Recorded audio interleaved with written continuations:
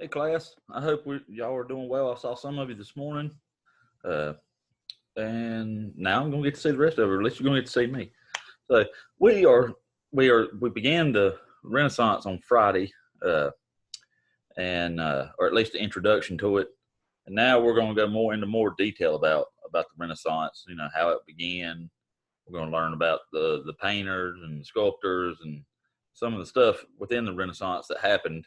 The Medici family, as you can see here, we're going to talk about them because without them, the Renaissance might not have happened because they had lots of money, and it was important that for them to have that money because if they didn't, then nobody would have been getting paid for this, and the Renaissance might not have came about.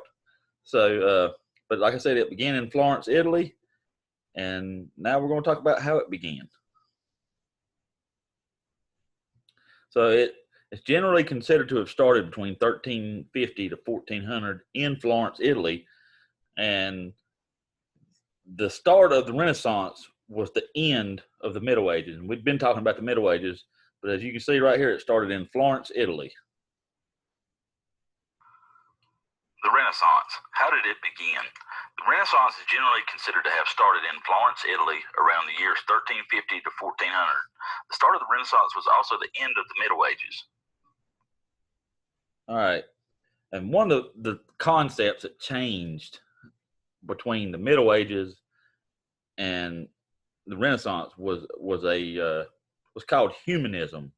It was a change in the basic way people think about things. All right. In the Middle Ages, it was all hard work and war. All right. Life was hard. Life was hard. And you know, I mean, you had the plague that went on, the Black Death. You had kings fighting other kings in other countries, and everything was about war. You had the 100 Years' War. You had all these things going on, and life was generally hard. But and they grew up thinking that life was nothing but war and hard work. So humanism came along, and it changed the way people think, and that began the Renaissance. Humanism. One of the big changes in the Renaissance was in the basic way people thought about things. In the Middle Ages, people thought that life was supposed to be hard. They grew up thinking that life was nothing but hard work and war. So around the 1300s, people in Florence, Italy, began to think differently about this, and that's when humanism started rising up. Okay, and they studied the Greeks and they studied the Romans, and like I said, this new way of thinking was called humanism. Check the word out right here, humanism. All right, so people with this new concept, they could start enjoying life. You know, they could start being educated on music, art, science. You know, and basically overall life would be better for people. If you see this picture right here, life looks a little bit better than that picture before that, right? Picture before that was nothing but war. So this was a real change in the way people thought. Humanism continued. However, around the 1300s, the people in Florence, Italy, began to think differently about life. They studied the writings and works of the Greeks and the Romans and realized that earlier civilizations had lived differently. This new way of thinking was called humanism. Now people thought that life could be enjoyable and they could have comforts. They started to think that people should be educated at things like art, music, and science, and could make life better for everyone. This was a real change in the way people thought. So, like I said, at the start of the Renaissance, Italy was divided up. If you look at the picture here, it was divided up in all these different city-states. You had the Kingdom of Naples, the Papal States. You had Florence over here. You had Siena. So all these were divided into little different city-states, and they all had their own government. But one of those major city-states was Florence, and Florence is where this Renaissance broke out. But it was ran like the Republic of Rome, like ancient Rome, and it meant citizens elected their own leaders. Florence, Italy. At the start of the Renaissance, Italy was divided up into a number of powerful city-states. These were areas of land that were ruled by a large city. Each city-state had its own government. One of the major city-states was Florence. The government that ran Florence was a republic, like ancient Rome. This meant that Citizens elected their own leaders. So in the late 1300s, Florence, like I said, they had lots of money. They had became wealthy off merchants and businessmen, and they had money to hire these artisans. Okay, these painters, these sculptors, these all this other stuff. Okay, and art began to flourish because of this, and new thoughts began to emerge. So it all started because they had money. I told y'all everything we talk about just about has to do with money. Well, this is no different. Florence, Italy. In the late 1300s, Florence had become a rich city. Wealthy merchants and businessmen had money to hire artisans and craftspeople. This inspired competitions among artists and thinkers. Art began to flourish and new thoughts began to emerge. All right, and then you had the Medici family, or the Medici family. All right, if you look here to the right, that's a picture of the Medici family.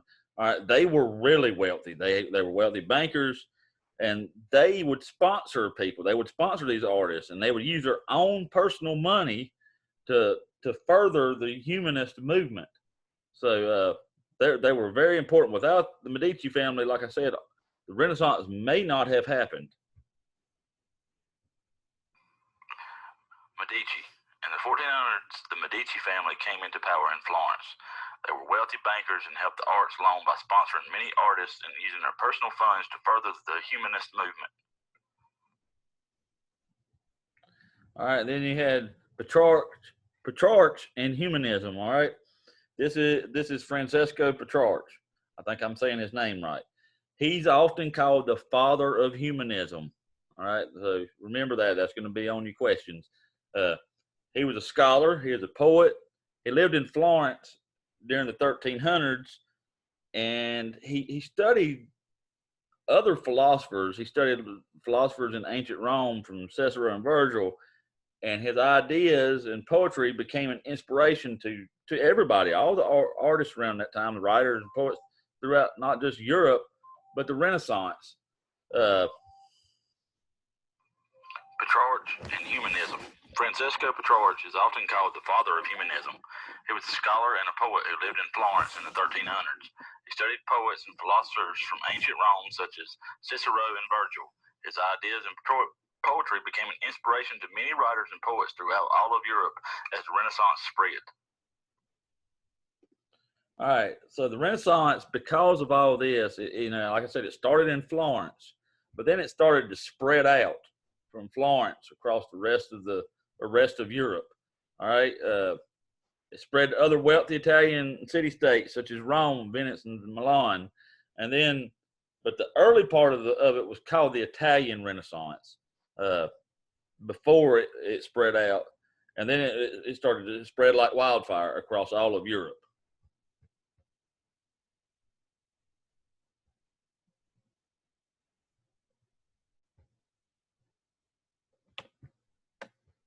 Well, I can get that to let me play. There we go, play. Well, it didn't play. All right. So, like I said, the new ways of thinking and style of art quickly spread to other wealthy Italian city-states, such as Rome, Venice, and Milan. The early part of the Renaissance is often called the Italian Renaissance. Like I said, Italy would become wealthy through trade, and their new ideas soon spread throughout all of Europe. All right. Let's go over our comprehension questions now. Where did the Renaissance begin? Was it A, in Florence, Italy, B, in North Carolina, where y'all live, or C, on the moon? It was an A, in Florence, Italy, is where it began. This right here, the country shaped like a boot, which is Italy. In Florence, Italy. Ding, ding, ding. We have a winner. All right. What was the new way of thinking about life called? What was it called? Question 2. Was it called A, realism, B, humanism, or C, partyism? It was called B, humanism, because they were having a more cultured life. Okay, they wanted it to be not all about war and all about hard work all the time. Ding, ding, ding. We have a winner. All right. Number 3, what wealthy family came into power in the 1400s Renaissance? Was it A, the Kardashians, B, the Simpsons, or C, the Medici? It was C. Ding, ding, ding. We have a winner. It was C, the Medici. The Medici, without them, they had lots of money. Without them, like I said, the Renaissance may not have happened, but they sponsored a lot of people themselves, a lot of artists themselves. They used their own private money for this. Number 4, who is called the father of humanism? Is it A, Francesco Petrarch, B, Mr. Sean, or C, Leonardo? It is A, Francesco Petrarch. Ding, ding, ding. We have a winner. Mr. Sean wasn't around during that time, was he? No. And Leonardo, he was part of the Renaissance. He was one of the artists and actually a Renaissance man, but he was not called the father of humanism. It was Francesco Petrarch. He started it all. So, all right. Well, this is our lesson for today. I'll probably have another lesson like this up in a couple days, probably by Thursday. So I just wanted to touch base and say you all have a good week, and I will see you soon.